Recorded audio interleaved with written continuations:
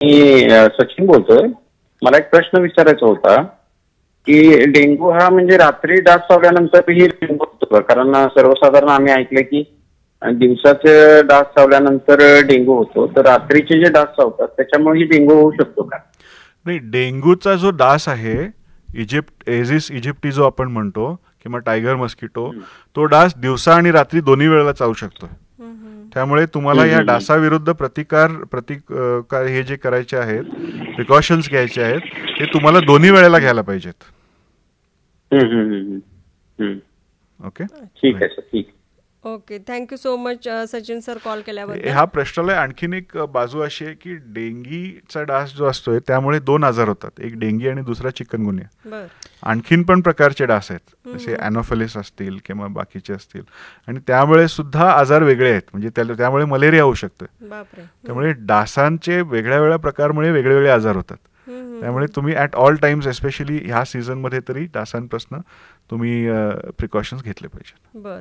मग प्रिकॉशनचा जेव्हा विचार येतो सर, तेव्हा आपण म्हणजे कोणकोणती काळजी घेतली पाहिजे? आता काही लोकांना ते कॉईल वगैरे वापरलं त्याचा धुराचा त्रास होणं, किंवा आपण काही लिक्विड वापरत असू तर त्याच्या वासानं सुद्धा एखाद्याला ॲलर्जी होऊ शकते. मग अशा वेळी काय घेतलं पाहिजे? लिक्विड्स आणि औषधं हे सगळे केमिकल्स आहेत, आणि केमिकल्स हे कधीही टॉक्सिक असतातच. त्यामुळे आता ह्याच्यामध्ये ऑर्गॅनिक पण आलेले आहेत. तर सगळ्यात चांगला प्रिकॉशन म्हणजे मच्छरदाणी. बर. आणि एस्पेशली हे जे तीव्रता असते आजाराची ती वृद्ध लोकांमध्ये आणि लहान मुलांमध्ये जास्ती असते. त्यामुळे त्या लोकांना मच्छरदाणीमध्ये ठेवणे is the best possible precaution माझ्या मते. एक बॅरियर म्हणतो आपण त्याला, एक बॅरियर निर्माण करायचा डासांमध्ये आणि आपल्यामध्ये. किंवा आपल्या खिडक्या असतात त्याला पण जाळी बसवता येते, आता नेट्स अवेलेबल आहेत. असे सगळे प्रिकॉशन्स, एक बॅरियर तयार करणे हा सगळ्यात मोठा प्रिकॉशन आहे. त्या व्यतिरिक्त तुम्हाला आता हे जे मस्क्युलो रिपेलंट्स वगैरे तुम्ही म्हणताय, आता त्यामध्ये सुद्धा खूपशे नवीन नवीन हे आलेले आहेत. खरं ह्याचा डेफिनेटली केमिकल असल्यामुळे ह्याचा दुष्परिणाम हा एन्व्हायरमेंटवरती आणि माणसावरती सुद्धा असेलच. खरं जेवढी क्वांटिटी आपण वापरतो आहे, की आता तुम्ही जेव्हा ऑडोमस वापरता ती छोटेसं क्रीम वापरता, त्याच्यामध्ये 0.1 किंवा 0.2% एवढंच त्या द्रव्य असतं विषाणूचं. त्यामुळे यू कॅन, ती क्वांटिटी तेवढी जास्त नसते की त्याच्यामुळे तुम्हाला काही ॲडव्हर्स इफेक्ट होईल. खरं over a period of time तोच जर तुमच्या एन्व्हायरमेंटमध्ये आणि तुमच्यामध्ये त्या केमिकलचं प्रमाण जर वाढत गेलं तर नक्कीच तुम्हाला प्रॉब्लेम होऊ शकतो. मग सर ह्याच्यामध्ये म्हणजे जसं वयस्कर लोकांना जास्त त्रास होईल किंवा लहान मुलांना त्रास होईल असं आपण म्हणतो. आता शाळा चालू झालेल्या आहेत आणि शाळेत जाणाऱ्या मुलांनी मग काय काळजी घेतली पाहिजे? शाळेमध्ये एकतर 2-3 लेवलवरती आहे हे. एकतर घरामध्ये आईवडिलांनी काय प्रिकॉशन घेतलं पाहिजे म्हणजे मस्किटो रिपेलंट्स वापरले पाहिजेत. बाळांना आपल्या लावूनच पाठवलं पाहिजे घरात.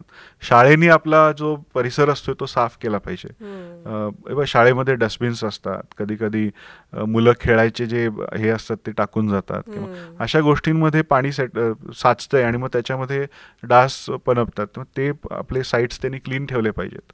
आजूबाजूची हे पण त्यांनी क्लीन केले पाहिजे, जिकडे कुठेही पाणी साचता कामा नये. आणि तिसरं, गव्हर्नमेंट लेवलवरती शाळेच्या आसपास मस्किटो रिपेलंट स्प्रेज जे असतात ते स्प्रे केले पाहिजेत.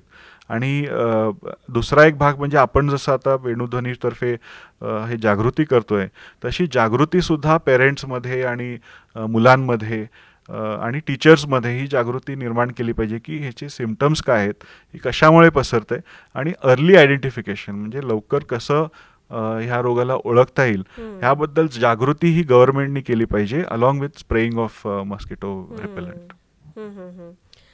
मग सर, जसं डासांमुळे होणारे डेंग्यूसारखे अनेक आजार आहेत असं आपण सांगतो, तर डेंग्यूचा डास एकदा चावल्यानंतर आपल्याला डेंग्यू होऊ शकतो की कितीदा चावल्यानंतर होतो? साधारणपणे मॅडम डास एकदाच चावतोय एका रात्रीमध्ये, कारण एकदा त्याला रक्त मिळालं. माणूस एकच असा आहे की ज्याला भूक नसली तरी खातोय. खरं बाकीचे प्राणी तसे नसतात. खरं एक तुम्ही समजून घ्या की डेंग्यूच्या डासांनी जर डेंग्यूच्या पेशंटला चावला तरच त्याच्यात डेंग्यू व्हायरस जातोय. म्हणजे प्रत्येक डेंग्यूचा डास जो असतोय तो बाय इटसेल्फ स्प्रेड करत नाही व्हायरस. त्याच्यामध्ये बाय डिफॉल्ट तो व्हायरस नसतोय. तो व्हायरस जाण्यासाठी त्या डेंग्यूच्या डासांनी पहिलं एका डेंग्यूच्या पेशंटला चावलं पाहिजे. आता ह्यामध्ये तुम्ही समजून घेतलं पाहिजे की डास चावल्यानंतर जवळजवळ 1 ते 2 आठवड्यानंतर तुम्हाला डेंग्यू होतं. बर मग त्याला आपण जे टाइम असते त्याला आपण इन्क्युबेशन पिरियड म्हणतो. त्यामुळे डास आत्ता चावला आणि उद्या डेंग्यू होतं असं नाही आहे. अच्छा त्याच्यात थोडा इन्क्युबेशन पिरियड असतो, एक जवळजवळ 1 आठवड्याचा. त्याच्यानंतर तुम्हाला होतं. त्या इन्क्युबेशन पिरियडमध्ये सुद्धा व्हायरस तुमच्यामध्ये असतोय. हम्म. त्यामुळे डेंग्यू पेशंट हा आयडेंटिफाय आमच्याकडे जेव्हा इन्क्युबेशन पिरियड संपते त्याच्यानंतर होतोय. आणि त्या इन्क्युबेशनमध्ये सुद्धा डास त्या पेशंटला चावला तरी तो व्हायरस त्याच्यामध्ये जाऊ शकतो. अच्छा आता अशा पेशंटला चावल्यानंतर जर तो डास येऊन तुम्हाला चावला तर तुम्हाला डेंग्यू होऊ शकतं. फक्त डास चावल्यामुळे नव्हे तर डेंग्यूच्या पेशंटला चावून येऊन तुम्हाला चावलं तरच तुम्हाला, कारण तो व्हायरस त्याच्यामध्ये त्या मस्किटोमध्ये मग तो त्याच्यात हे होतोय आणि मग त्याच्यात रिप्रोड्यूस होऊन त्याचे नंबर जास्त होऊन मग तो तुम्हाला चावल्यानंतर तुम्हाला होतं. म्हणजे आजकाल कसं झालंय की डासांमुळे होणारे एवढे आजार आपल्याला आता माहिती आहेत आणि स्पेशली आता डेंग्यूचं जसं आपण बोलतोय ज्याच्यावरती पांढरे आणि काळे असे डाग असतात, तर आपण घरी पट्टे असतात, तर ते घरी डास मारला तर आपण बघतो आता की कोणता आहे म्हणून. म्हणून हा प्रश्न होता की एकदा चावल्यानंतर डास तो आपल्याला डेंग्यू होतो का. तुम्ही एकदा केली वेणुध्वनी 90.4 FM आणि केली हेल्थ गाईड हा लाईव्ह शो आपला सुरू आहे. डॉक्टर माधव प्रभू सर आपल्यासोबत आहेत. डेंग्यू होण्याची कारणं, लक्षणं आणि उपचार याबद्दल आपण बोलतोय. तुम्हालाही तुमचे प्रश्न विचारण्यासाठी हॉटलाईन नंबर आहे 9019904904 वरती कॉल